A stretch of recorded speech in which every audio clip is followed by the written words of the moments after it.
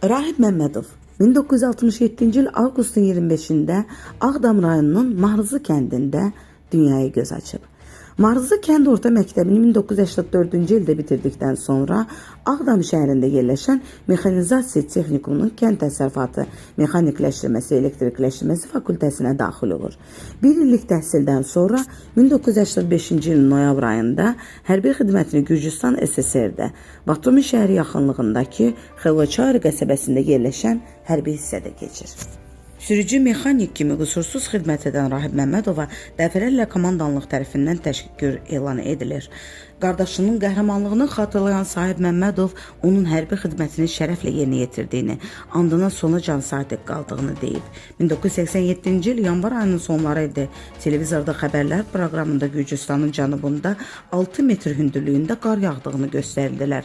Rahibə həmin ərazilərə yaxın olduğu üçün düzü atamgil narahatçılıq keçirirdi. Sanki onlara agah olmuşdu ki, həmin ərazidə nəsə baş verəcək. Belə də oldu. Havalar isinməyə başlayanda Göyçə dağlarındakı qar əriməyə ilə yanaşı, həm də o ərazidə gürültülü yağışlar başladı. Nəticədə Qarı dənizdə suyun səviyyəsi qalxdı. Yarımada şəklində olan Xobi rayonunun Çaladizi kəndindən keçən Leoni çayı öz məcrasından çıxır və kənd güclü sel sular altında qalır. Bütün bəndləri qıran Leoni çayı kəndi 3-4 metr dərinlikdə olan selə məruz qoyur. Kənd əhalisi evin damlarına, ağaclara, telefon dirəklərinə çıxaraq sağ qalmağın yollarını axtarırlar. Hərbi hissəyə xilas etmə əməliyyatı əmr edilir. Həmin hadisə 1987-ci il Kommunist Gruzya jurnalının 3-cü nömrəsində Sovet ordusunun polkovnik leytenantı Niadit Krivenko tərəfindən tam təfərrüatı ilə verilir.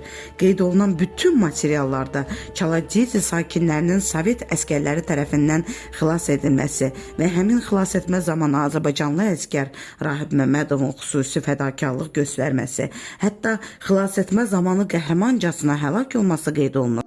Hələ nə bahardı, nə də ki yazdı. Suların hayqırıb yolunu azdı. Coşqun dalğaların bizə dərd yazdı. Kimi üçün salmışdın dəli harayı? Sənə nə deyim, Leoni çayı?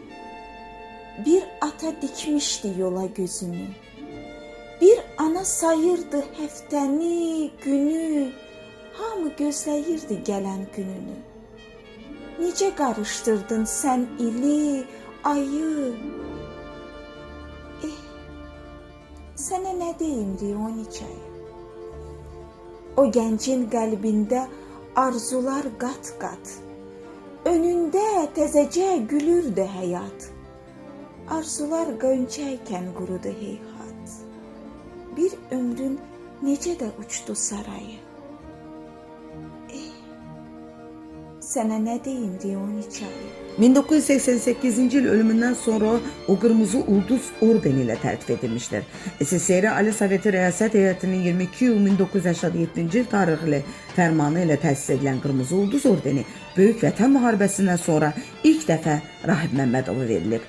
Rahibin bu şücaəti Azərbaycan-Gürcüstan xalqları arasında dostluq münasibətlərinin timsalına çevrilib.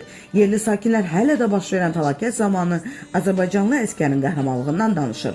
Onun xatirəsini həmişə əziz tuturlar. Rahib Məmmədov həlak olan gün kənddə doğulmuş oğlan uşağını qəhrəmanın şərəfinə Rahib adlandırıblar. Azərbaycanda yüzlərlə doğulan oğlan uşağına Rahib adı verilib. Qəhrəmanlığından sonra Gürcüstanın Xobi rayonu Çaladizi kəndində kənd məktəbinə Rahib Məmmədovun adı verilir. Kəndin parkında büstü qoyulur. 1998-ci il və 2023-cü ildə qəhrəmanın xatirəsinə yenidən tuncdan büstü qoyulub. 1987-ci ildə rahibin doğulub boya başa çatdığı kənddə qəhrəmanın adına yeni məktəb binası və məktəbin həyətində xatirə muzeyi inşa edildi. Bu muzeyə 1990-cı ilin 18 may tarixində Mədəniyyət Nazirliyi tərəfindən Rahib Məmmədov adına Döyüş Şöhrəti muzeyi adı verilib.